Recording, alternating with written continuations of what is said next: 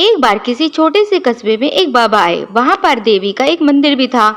बाबा उसी मंदिर के परिसर में ठहरे हुए थे। उनके दर्शनों के लिए लोगों की भारी भीड़ लगी रहती थी। नीरज नाम का एक व्यक्ति बहुत दिनों से देवी मंदिर के आसपास घूमता रहता। वह बाबा से एकांत में मिलना चाहता था, परंतु उसे अवसर नहीं मिल पा रहा था। बाबा के भक्त दर्शनों के लिए सुबह से ही आने जाने शुरू हो जाते और देर रात तक उनकी भीड़ लगी रहती। आखिरकार एक दिन नीरज को बाबा से मिलने का अवसर मिल ही गया। उस दिन देर रात तक लोगों की भीड़ चढ़ चुकी थी।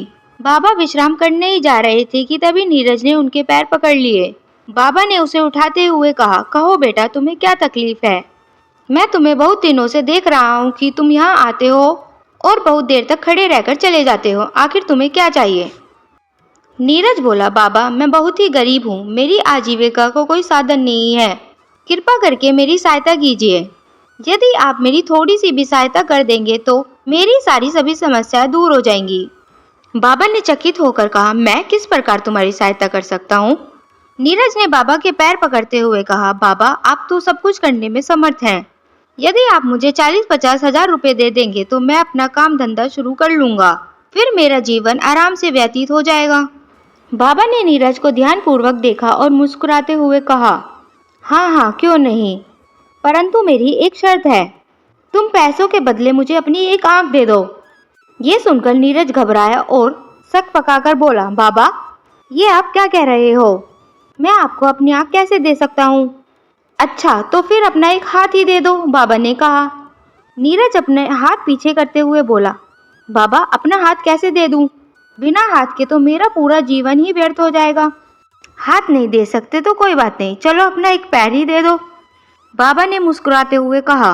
नीरज उठकर खड़ा हुआ और बोला, बाबा, आंख, हाथ, पैर क्या, मैं आपको अपने शरीर का कोई भी अंग नहीं दे सकता। अपने शरीर का एक भी अंग आपको देने से मेरा शरीर बेकार हो जाएगा। बाबा बोले, अरे मूर्ख, जब तेरे पास इतना मूल्यवान शरीर है तो तू गरीब कैसे हुआ? तेरे पास 2 आंखें, 2 हाथ, 2 पैर हैं, तो इनका उपयोग क्यों नहीं करता? अपने बहुमूल्य शरीर का उपयोग करके मेहनत से कोई काम धंधा शुरू कर और पैसे कमा। जो अपनी मदद स्वयं करते हैं, भगवान भी उनकी मदद करते हैं। नीरज भी बाबा के चरणों में गिर पड़ा। उसे सच्चाई का ज्ञान हो गया था। तो दोस्तों, इस कहानी से हमें शिक्षा मिलती है, हमें परिश्रम से कभी जी नहीं चुराना चाहिए और कभी दूसरों के सामने हाथ नहीं फैलाना चाहिए। दोस्तों, अगर आपको हमारी कहानी अच्छी लगे तो हमारे चैनल को लाइक कीजिए, शेयर कीजिए और सब्सक्राइब कीजिए।